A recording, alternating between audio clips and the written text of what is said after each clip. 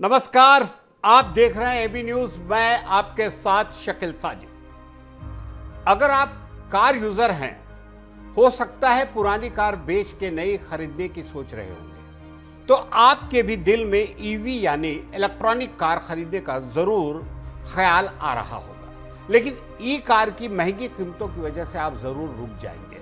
ऐसे लोगों के लिए एक अच्छी खबर है, जल्दी भारत समेत दुनिया भर में ईवी की कीमत कुछ कम हो सकती है।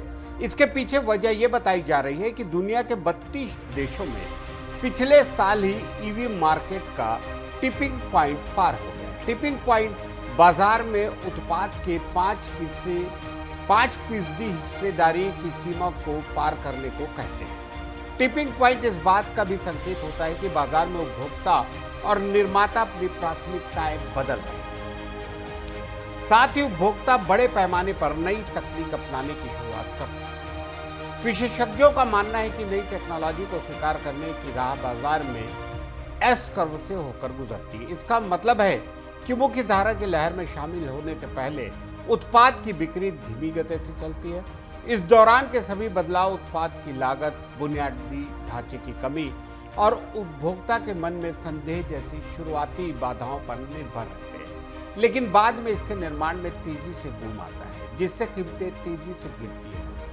दुनिया भर के मार्केट में टिपिंग पॉइंट इन बाधाओं के खत्म होने की शुरुआत का संकेत माना जाता है। जिन देशों ने ईवी टिपिंग पॉइंट पार कर लिया है, वे दुनिया की 2/3 ऑटो बिक्री के लिए जिम्मेदार है। ऐसे में सबसे पहला नाम चीन का है। साल 2023 की चौथी तिमाही में दुनिया भर में बेची गई नई कारों में पूरी तरह से इलेक्ट्रिक कारों की हिस्सेदारी लगभग 12% थी।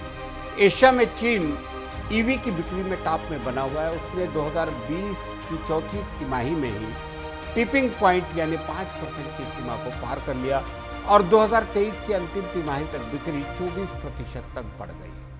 अब मैं आपको एक एग्जाम्पल बताता हूँ, इससे आपको मामला समझ में आ जाएगा।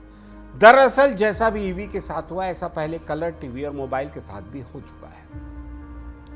मामला 1950 के दशक का है, जब बाजार में कलर टीवी पहुंचे ही थे, लेकिन महंगी कीमतों की वजह से वे सिर्फ घरों तक सीमित थे, बड़े घरों तक, यानी एक फ्लॉप फिल्म की तरह लग रहे थे। जब कलर टीवी के उपकरण महंगे थे, मेंटेनेंस मुश्किल था, लिहाजा कुछ ही घरों तक वे पहुंच बना सके।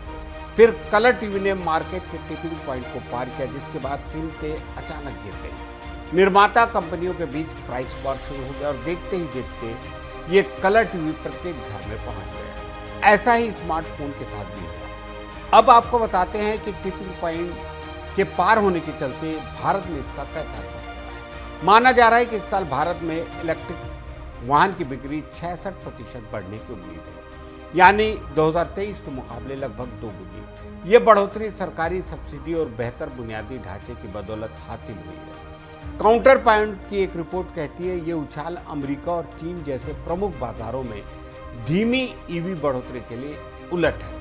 रिपोर्ट में भविष्यवाणी की गई है कि 2030 तक ईवी भारत के व्यक्तिगत वाहन बाजार का लगभग 1/3 हिस्सा बन जाएंगे। टाटा मोटर्स भारतीय ईवी बाजार का नेतृत्व करता है, जिसने 2023 में कुल कार बिक्री का 2% हिस्सा हासिल कर लिया था, जबकि सरकार 2030 तक 30% हिस्सेदारी का लक्ष्य रखती है। दूसरे कार निर्माताओं में टाटा मोटर्स की प्रमुखता के बावजूद महिंद्रा और चीनी वाहन निर्माता BYD ने भी पिछले साल पकड़ बनाई। महिंद्रा ने अपने XUV 400 मॉडल के साथ लगभग 2500% की ईवी बिक्री बढ़ोतरी देखी, जबकि BYD ने अपने E6 MPV और Atto 3 SUV मॉडल के साथ 1500% से ज्यादा की बढ़ोतरी दर्ज की। तो उम्मीद है आपको ये कहानी समझ आ जाएगी और अब आप ईवी खरीदने के लिए तैयार भी हो गए होंगे। आपको ये जानकारी कैसे लगी, हमें ज़रूर बताएं।